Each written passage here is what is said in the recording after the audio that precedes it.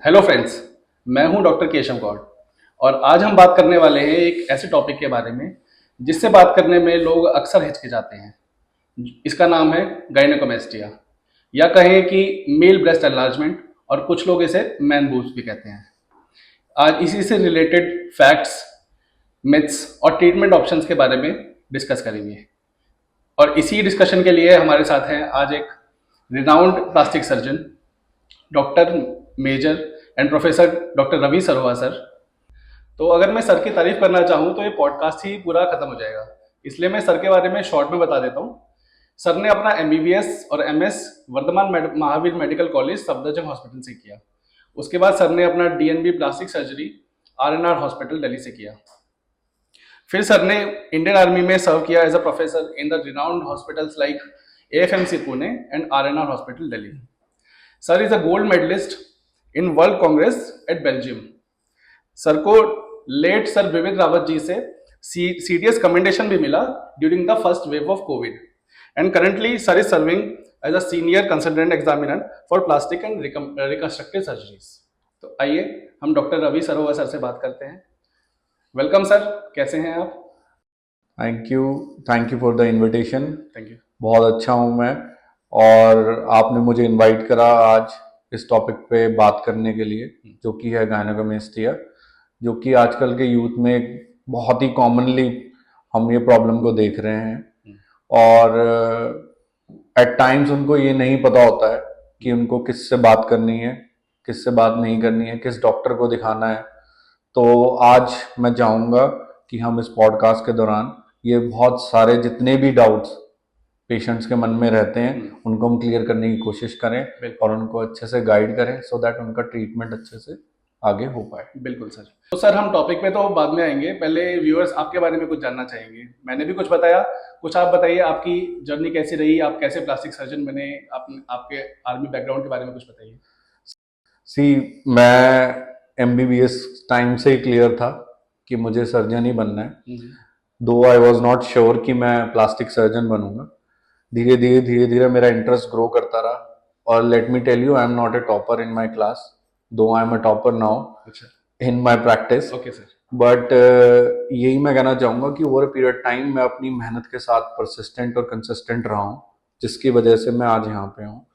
और मैंने हमेशा इस चीज़ के बारे में ज़रूर सोचा था कि मैं ऐसी चीज़ करूँ मेडिसिन में कि वो हमारे बेसिकली मैनकाइंड को ट्रांसफॉर्म कर सके।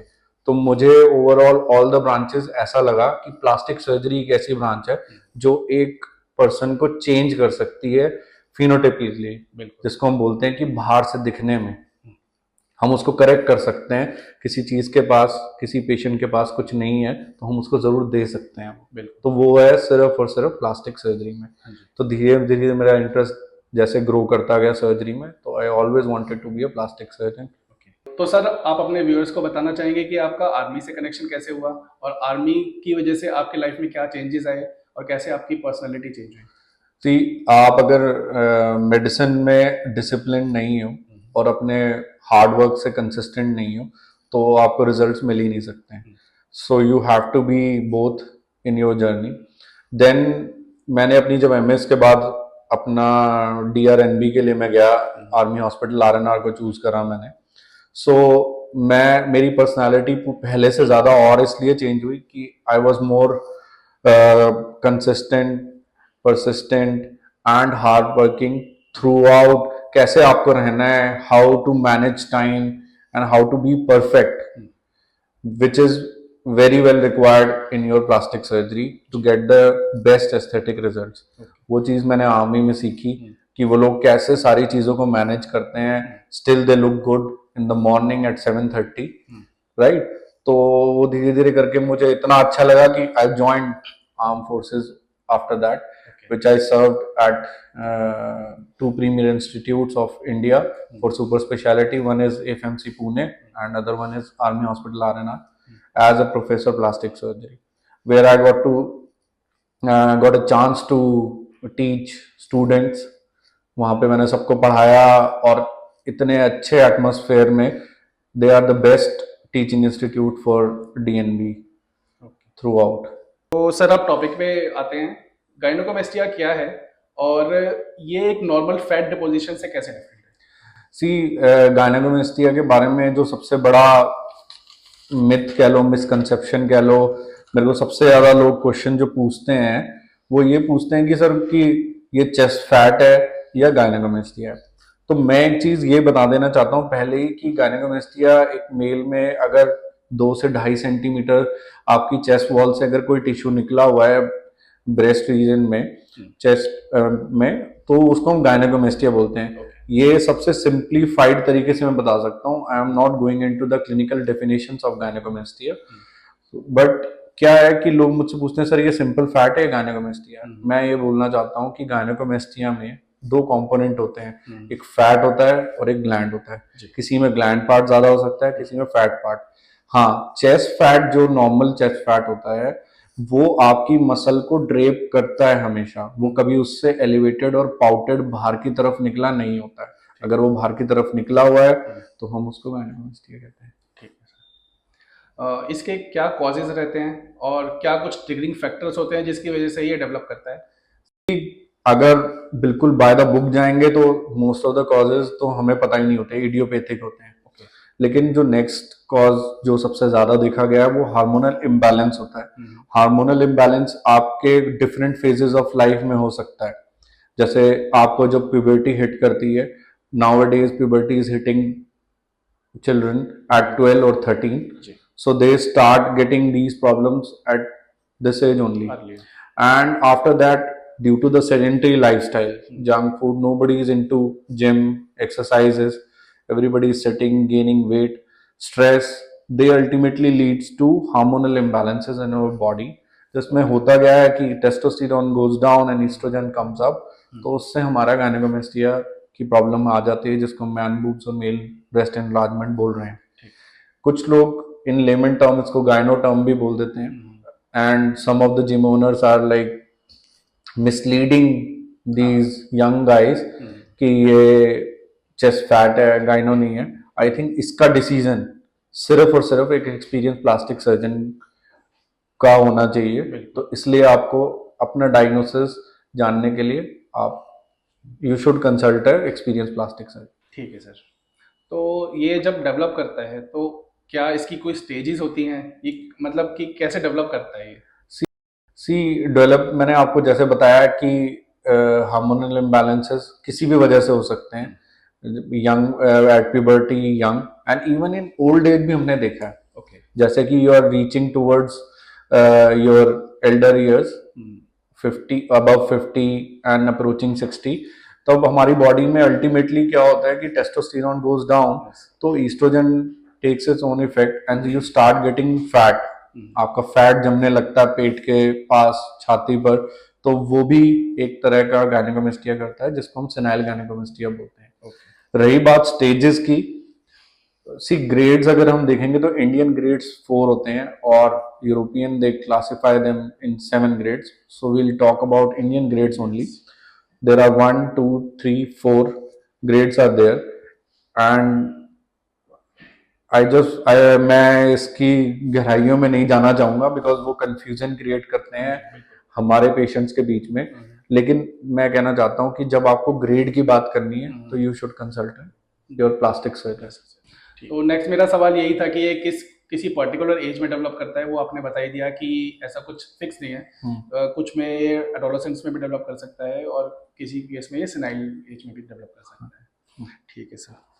तो लोग अक्सर बोलते हैं कि एक्सरसाइज और डाइट से ये कंट्रोल हो सकता है, क्या इसमें कितनी सच्चाई है सर और क्या ऐसा होता है? ये जो मिसकंसेप्शन है ये हमारे मोस्टली जिम ओनर्स ने फैलाई हुई है, those who are not trained to even diagnose gynecomastia, this clinical condition। वो आपको इस चीज पर प्ले करते हैं कि दे कैन लूर यू कि आप एक्सरसाइज करोगे, मैं आपको एक्सरसाइज करा दूंगा, I can rebuild your chest. ये सी 2 कंपोनेंट मैंने जैसा बताया कि फैट होता है और ग्लैंड होता है। फैट पार्ट को आप ऊपर नीचे कर सकते हो with exercises and weight loss, but जो ग्लैंड बढ़ गया है वो कभी वापस नहीं जा सकता। अगर आपको ठीक कराना है तो सिर्फ और सिर्फ सर्जरी से ही ठीक हो सकता है वो। तो ये बात कहना कि आपकी मैं डाइट कंट्रोल कराकर और एक्सरसाइजेस कराकर कर दूंगा, तो ये बिल्कुल गलत है। even these quacks, including gym owners, they are giving hormonal tablets to the kids, those who are coming to gym.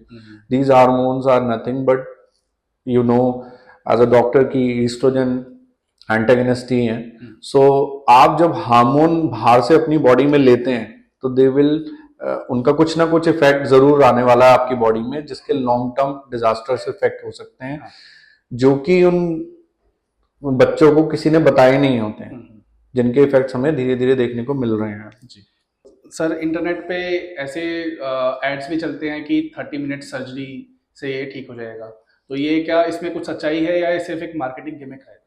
सी, ये तो एक मार्केटिंग गिमिक ही है, क्योंकि कोई सर्जरी 30 मिनट की होती ही नहीं है. अगर मैंने ये सर्जरी जनरल एनेस्थीसिया में परफॉर्म करनी है तो मेरे जो एनेस्थीसिया टीम है उन्होंने कोई 15 से 20 मिनट लगने हैं पेशेंट को इंड्यूस करने में, पेशेंट को काउंसल कंफर्टेबल करने में. देन मैं अपनी सर्जरी स्टार्ट करूंगा. मैं अपनी सर्जरी स्टार्ट करूंगा, केयरफुली उसको करूंगा. उसमें भी it will take around 30-40 minutes for the complete surgery. Then patient out भी आएगा. तो कोई सर्जरी 30 मिनट में नहीं हो सकती. रही बात स्कारलेस होने की, स्कारलेस किसी सर्जरी को सिर्फ और सिर्फ एक एक्सपीरियंस प्लास्टिक सर्जन बना सकता है, बिकॉज उनको पता होता है कि कहाँ पे मुझे अपना कट लगाना है, कैसे उस स्कार को मॉड्यूलेट करना है कि जो over a period time scarless हो जाए. तो ये सिर्फ और सिर्फ एक आपको भ्रम में डालने की चीजें होती हैं कि 30 मिनट में हम आपको ठीक कर देंगे. ऐसा कभी नहीं होता है. तो आपको इन चीजों से दूर रहना चाहिए और अपने प्लास्टिक सर्जन को पहले उससे मिलिए, उसके एक्सपीरियंस के बारे में जानिए, उसके काम के बारे में जानिए. तब और आपके को ये वैसा बोला जाएगा कि ये सर्जरी बहुत छोटी सर्जरी है. मेरा कहना ऐसा है कि अगर किसी भी सर्जरी में अगर आपको पूरा बेहोश करा जा रहा है, जनरल एनेस्थीसिया दिया जा रहा है, तो आपको उनकी एनेस्थीसिया टीम और एक उनके हॉस्पिटल सेटअप के बारे में पूछ लेना चाहिए, क्योंकि ये जानलेवा भी हो सकता है. अच्छा. इन एक्सपीरियंस हैंड्स में और जो लो फैसिलिटीज हैं उसके अंदर. ओके. तो सर, कुछ लोग जैसे सर्जरी के नाम सुन के ही घबराते हैं, तो उनके मन में ये सवाल आता होगा कि क्या सर्जरी के अलावा भी कोई और ट्रीटमेंट ऑप्शन है, कोई लेजर ट्रीटमेंट या कोई ऐसा?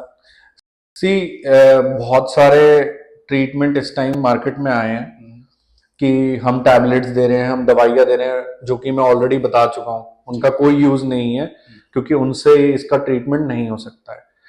बहुत सारी नॉन सर्जिकल टेक्निक्स भी आई हैं जो कि दावा करती हैं कि हम गायनेकोमेस्टिया ठीक कर सकते हैं. लेकिन अगेन मैं आपको बोलना चाहता हूं, जो ये लाइपोस्कल्प्टिंग टेक्निक्स हैं, जो ये सिर्फ लोकलाइज फैट के लिए थोड़ा बहुत इफेक्टिव हो सकती हैं, जिसमें आप फैट पार्ट तो कम कर दोगे लेकिन ग्लैंड पर कोई असर नहीं पड़ने वाला है. वो सर्जरी से ही, वो सिर्फ सर्जरी से ही ठीक होगा. ठीक. तो इसके डेवलपमेंट के दौरान क्या कुछ लाइफस्टाइल चेंजेस भी पेशेंट कर सकता है जिससे ये डेवलप ना हो या फिर इसमें कुछ कमी आ सके? सी, लाइफस्टाइल आपका हेल्दी होना चाहिए, बट लेकिन आप अपने अंदर के हार्मोनल इक्विलिब्रियम को खुद से चेंज नहीं कर सकते हो. तो अगर किसी को हो गया है, बट अल्टीमेटली तो उसको ठीक करने के लिए सर्जरी ही करानी होगी. बट हाँ, सर्जरी कराने के बाद अगर आप अपने लाइफस्टाइल चेंजेस करते हैं तो आप जो एस्थेटिक रिजल्ट जो आपको दिए गए हैं उसको लॉन्ग टर्म मेंटेन कर सकते हैं. ओके. तो इसी से रिलेटेड एक क्वेश्चन ये भी आता है, आप आई एम श्योर लोगों ने आपसे पूछा भी होगा कि एक बार अगर सर्जरी करा ली तो क्या ये फिर से हो सकता है? इसी में मैं दोबारा से वही वाला पॉइंट लाना चाहूंगा कि अगर आपने अपने एक एक्सपीरियंस प्लास्टिक सर्जन को चूज करा है सर्जरी के लिए, तो अगर उन्होंने अच्छे से अपनी सर्जरी कर दी है तो ये कभी वापस नहीं आने वाला. ओके. अगर आपने किसी इनकॉम्पिटेंट सर्जन को चूज करा है, वेदर जनरल सर्जन और प्लास्टिक सर्जन, जिन्होंने आपका कोई कंप्लीट सर्जरी कराई ही नहीं है, तो एस्थेटिक रिजल्ट्स ना आपको उस टाइम मिलेंगे और ये बाद में दोबारा भी हो सकता है. तो आपके पास बहुत पेशेंट्स आते होंगे, उनके अलग अलग टाइप के क्वेश्चंस भी होते होंगे, तो आप व्यूअर्स को कुछ बताना चाहेंगे किस टाइप के क्वेश्चंस हैं, क्योंकि आई एम श्योर कि कुछ लोगों को ये कंडीशन होगी भी और उनके मन में भी कुछ ऐसे क्वेश्चंस आ रहे होंगे. तो कुछ ऐसे कॉमन क्वेश्चंस या फिर कुछ ऐसे वियर्ड क्वेश्चंस जो आप शेयर करना चाहेंगे? सी, अभी मैं ऐसा बोलूंगा बिकॉज ऑफ इंटरनेट हमारी यंगर जनरेशन अवेयर तो है, बट जैसे अगर कोई हिंड्रेंस आता है उनके मन में फ्रॉम द फैमिली, कुछ लोग उनको ये डरा देते हैं कि ये सर्जरी सेफ नहीं है, इसमें जान भी जा सकती है, इस सर्जरी कराओगे तो कैंसर भी हो सकता है, और इसको कराने का कोई फायदा नहीं है क्योंकि ये दोबारा हो जाता है और निशान आएगा इसके अंदर, और इसमें तो खून बह जाता है बहुत ज्यादा। बट लेकिन मैं ये दोबारा सारी चीजें इसलिए बताना चाह रहा हूँ कि अगर आप अपना एक्सपीरियंस प्लास्टिक सर्जन, एक फैसिलिटी, गुड एनेस्थीसिया टीम अगर चूज करते हैं तो इनमें से कुछ नहीं होने वाला है। ये सब चीजें इसलिए होती हैं कि जब आप कहीं लोअर सेटअप में अपनी सर्जरीज कराते हो, एट टाइम्स मैंने सुना है पेशेंट से ही कि उनकी सर्जरी सिर्फ टेक्नीशियन ने करी है, किसी डॉक्टर ने भी नहीं करी। तो फिर क्या है, उसमें लाइफ का रिस्क होता है। ये सब चीजें तो फिर भी करेक्टेबल है, लेकिन अगर हम किसी पेशेंट की अनफॉर्चुनेटली डेथ हो जाती है तो इट्स अ बिग इंसिडेंट। तो आइडियली इन चीजों को अवॉइड करना चाहिए। अगर आपको कुछ भी प्रॉब्लम है, you should meet your doctor first and then we can plan your operation और ट्रीटमेंट।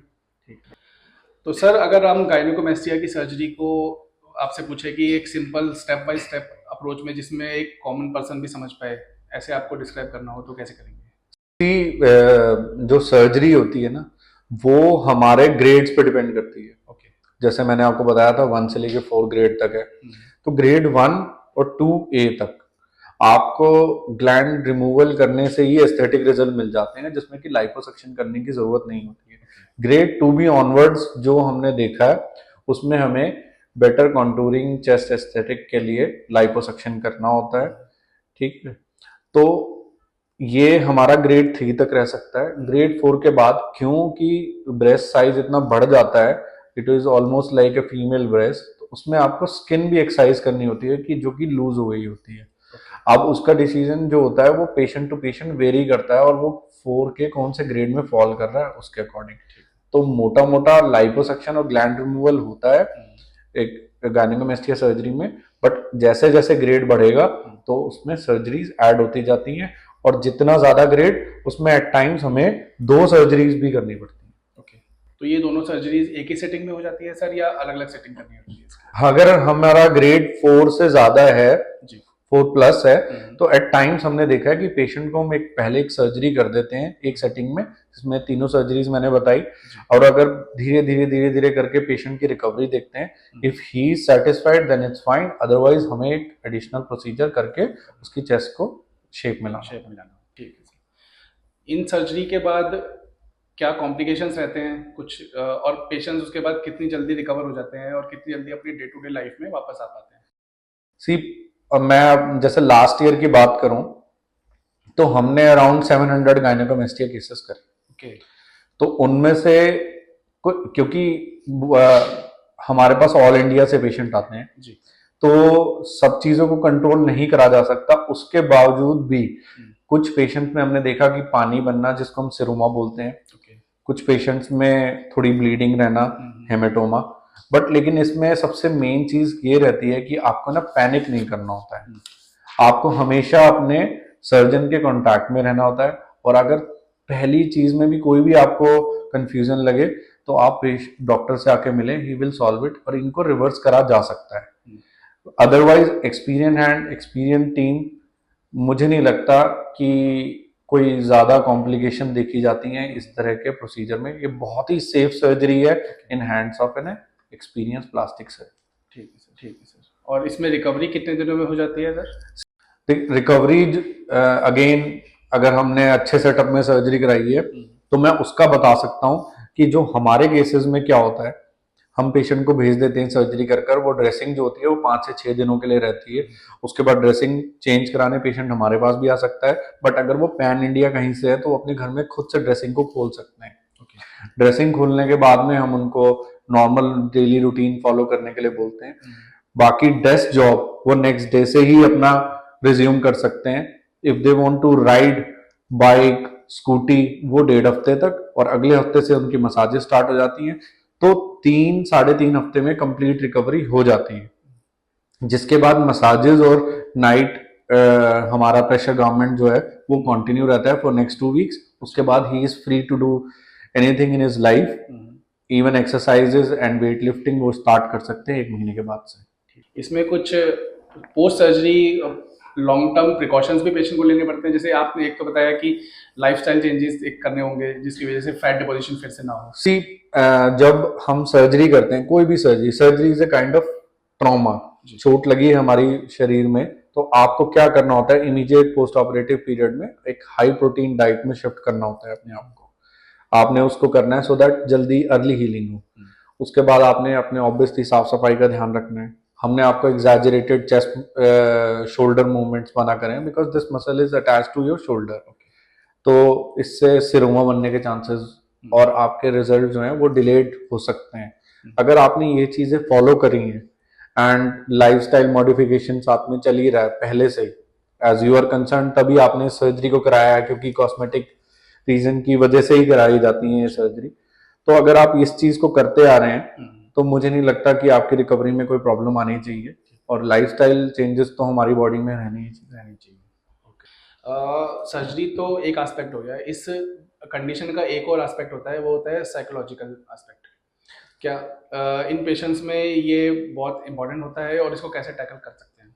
सी साइकोलॉजिकल, जैसा मैंने कि आपसे शुरू में ही आपको बताया था कि आज की डेट में मैं बिल्कुल बच्चों में जब प्यूबर्टी आ रही है 12-13, तभी ऐसी कंडीशन देखी जा रही है। और पहले क्या होता था, लोग बोलते थे कि नहीं आप वेट करो 18 तक सेटल हो जाएगा, बट लेकिन हमें उस बच्चे के बारे में भी सोचना होगा। He is getting bullied daily and he is losing confidence in the society. He just cannot mingle with kids. He is having the altered shape हो गई है उसकी चेस्ट की। तो हमें जल्दी से जल्दी उस सर्जरी को करा लेना चाहिए सो दैट उसके ऊपर कोई साइकोलॉजिकल इम्पैक्ट ना आए और वो किसी तरह से अपने आप को औरों के सामने प्रेजेंट करने से घबराए और उसका कॉन्फिडेंस बूस्ट हो। तो इसको जितनी जल्दी हम कराएंगे उतना अच्छा। तो आपने सर्जरी से पहले और सर्जरी कराने के बाद इन पेशेंट्स में क्या नोटिसेबल कॉन्फिडेंस में चेंजेस देखे हैं? जी, मैंने कॉन्फिडेंस के बारे में अगर मैं आपको बताऊं बात, तो अभी मैं आपसे कुछ स्टोरी शेयर कर देता हूं। Out of more than 4000 patients till date, मेरे पास एक फादर आए थे, उन्होंने ग्रेड 3 पेशेंट था और अच्छे सर्जरी होगी, वो मेरे पास आए तो उन्होंने बोला कि he is going for shopping today after 3 years to buy t-shirts and all. So that was a major change in his life. Again एक 12-year-old मैंने ऑपरेट करा। वो अपने स्कूल में कोई गेम्स ही नहीं खेलता था क्योंकि गेम्स में टी शर्ट पहनी जाएगी, और स्विमिंग उसने ज्वाइन ही नहीं करी। लेकिन जब उसने सर्जरी करा ली तो he is doing almost everything. फिर एक पेशेंट था, उसकी शादी होने वाली थी, but he was not confident. वो घर वालों से छुपा रहा था कि मैं अपनी शादी क्यों डिले कर रहा हूँ। तो he was not confident with his shape for a marriage. तो उसने पहले सर्जरी कराई और उसके बाद शादी के लिए गया। तो फैमिली मेंबर्स का सपोर्ट कितना इंपॉर्टेंट है ऐसे बच्चों के लिए या ऐसे यंग एडल्ट्स के लिए इस चीज़ में? जी, मैं तो कहता हूँ कि पेरेंट्स को अवेयर होना चाहिए। अपब्रिंगिंग का एक पार्ट है ये। अगर एक कोई ऐसी चीज अगर आपके बच्चे के साथ में है तो आप आके जरूर डिस्कस करें हमसे, और बिकॉज ऑफ हमारी जो एक्सपीरियंस टीम है वो आपके बच्चे का पूरा ख्याल रखेगी और हम उसको एस्थेटिक रिजल्ट देने की कोशिश करेंगे सो दैट उसका कॉन्फिडेंस बढ़ा रहे। तो सर, जो लोग ये पॉडकास्ट देख रहे हैं उनको भी आई एम श्योर कुछ लोगों को ऐसा डाउट आया होगा कि क्या उनको ये कंडीशन तो नहीं है, तो उनको आप क्या मैसेज देना चाहेंगे? सी, हम मैसेज ये देना चाहेंगे, जो लोग हमारे दिल्ली और आसपास के एरिया में रहते हैं वो तो हमें पर्सनली आके दिखा सकते हैं, बट एक हमारी जो फुल फ्लेज टीम है, अगर आप बहुत दूर रहते हैं तो आप शुरू में हमें एक ऑनलाइन पिक्चर तो एटलीस्ट शेयर कर ही सकते हैं जिसमें हम थोड़ा अपनी असेसमेंट करके आपको बता दें और उसके बाद एक कंप्लीट डिस्कशन के लिए आपको बुला लें। बट लेकिन अपनी प्रॉब्लम को पहचानना, उसके बारे में अवेयर होना और उसके बारे में ट्रीटमेंट ऑप्शन जानने को ही हम एक कंप्लीट नॉलेज बोलेंगे। क्योंकि क्या है, कुछ लोग सिर्फ ये जानकर कि मुझे गायनेकोमेस्टिया है और वो दवाई लेने पहुंच जाते हैं। मैं ये बताना चाहता हूँ, दवाइयाँ और बाकी चीजें इसका सोल्यूशन नहीं है, सिर्फ और सिर्फ सर्जरी ही एक उपाय है गायनेकोमेस्टिया का। Thank you so much sir, आज की डिस्कशन को हम यही खत्म करते हैं।